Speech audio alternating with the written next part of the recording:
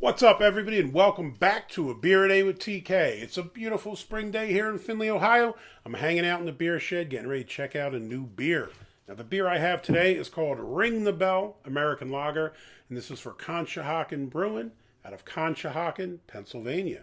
Now, this was recently given to me by Garrett, who bought it back from PA and surprised me with this beer, so thrilled to be able to give it a try. This is obviously Philadelphia Phillies inspired. So Ring the Bell is obviously something we do at a lot of our sporting events, and we see the red and blue. So I guess Sixers games, I guess they ring the bell. But you kind of see Philly-inspired beer. So very happy to be able to get my hands on it because it's not something that I find out here. Now this says it's American lager, but when I looked this up on Untappd and Beer Advocate, they actually showed a different can with the same name that had this listed as an unfiltered Pils. Sorry, the can is sweating a bit. I had it in the cooler there. So I'm not sure if the American lager is just going to be the unfiltered Pils. I'm guessing it probably is. Let's see what else we got on here. They're out of King of Prussia, Pennsylvania, brewed and canned in King of Prussia, PA. And it says /Philly, PA. All right. King of Prussia. I once worked out there. My first job out of college was for Independence Blue Cross. I worked downtown for about a month, and they tried to ship me to King of Prussia, and I quit because I wasn't going to the other side of the city for that job. Let's see what else it says. Go where the path takes you, and that's about it. Can art's kind of neat. Again, Phillies, Sixers kind of colors with the blue and the red. Let's give it a shot. Stats-wise, 4.8% ABV. So I'm guessing this is obviously designed to be something that's sessionable. If you're watching a game, you can chill out and drink a few of these whilst enjoying some sports. All right. Now, color-wise, it's actually kind of cloudy. I would say that it's a light gold or probably more gold than straw. To break out my Brew HQ chart, I don't know. It's probably still on the low end. Maybe like 5 pale gold, maybe, something like that. Fair amount of carbonation in there. You see some bubbles moving along. They're pretty big. Head, probably got a fingers and a half worth. It looks okay. It's just kind of, eggshell white kind of color. It looks decent. Nothing positive or super negative in either way about it. But appearance looks solid. Let's give it a sniff.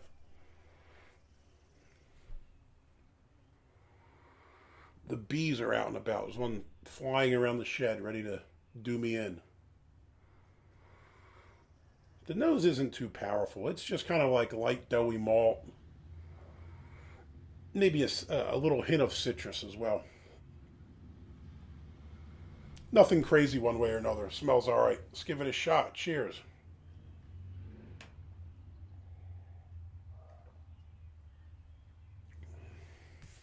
Body is rather light.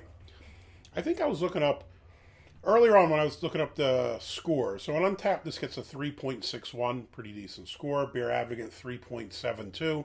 I think when I was looking through some of the Beer Advocate reviews, somebody referred to the body on this as full, which I don't know what planet you live on that this is full bodied. I say it's medium light. It's probably medium, but on the lower end of medium. And again, if you're going 4.8 and you want a session beer, probably makes a hell of a lot more sense than it being full bodied, which it certainly isn't. Flavors, it's nothing crazy going on there.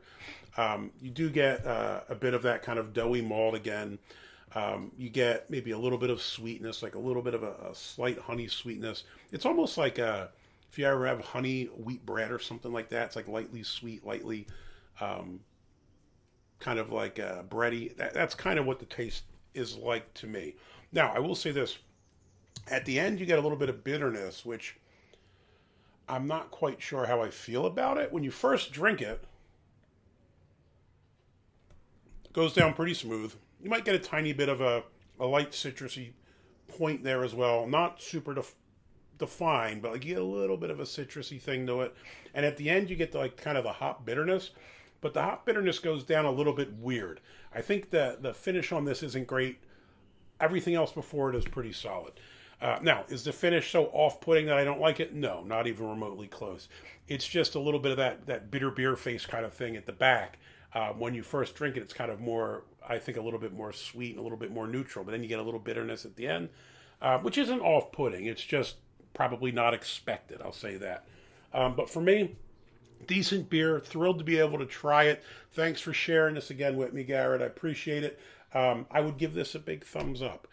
Not just because it's a Philly beer and I'm a homer, but because I think it's pretty solid. I mean, it's a decent sessionable beer on the level with a lot of the ones you'd have that you think are kind of session or tailgate beers.